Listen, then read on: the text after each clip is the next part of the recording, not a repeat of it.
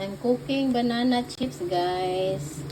Ito, hiniwa-hiwa ko na nakababad ito sa white sugar and 2 pieces of calamansi. This is, kuan guys, 2 kilos of banana. Hiniwa ko siya.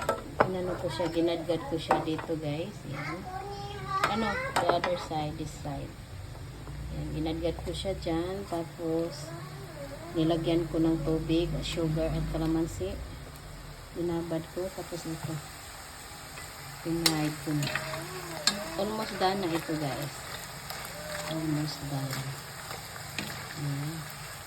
Banana fries. I mean, almost done na banana chips, not banana fries. Ayan. Crunchy na siya. Sounds crunchy na. So, luto na siya. So, ilagay ko siya dito, guys. Sa screen.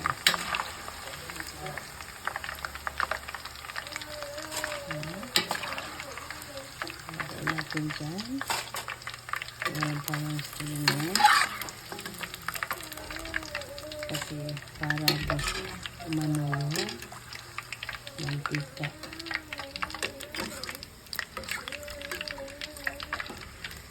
Kasi mabinta to sa mga bata, guys. Lagyan ng cheese. So, maglagay na naman tayo. Kasi pag naluto na siya, guys, lulutang na siya, guys. Pag lumutang, hindi ko siya agad din kinukuha. Hinintay ko pa siya na. Actually, maraming beses na ako nagluto ito, guys. Ngayon lang ako naka-vlog. Ayan. Tapos, maya konti, after 2 minutes, haluin ko na lang siya. Ayan, ito nakabagal na ko. Hanggat sa naluto. Ayan, guys. Oh, sounds crunchy. Tapos, paglagyan na ito ng cheese, lalong masarap.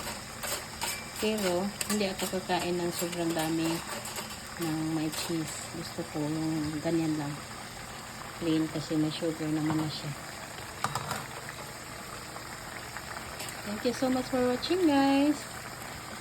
Ayan yung finished product.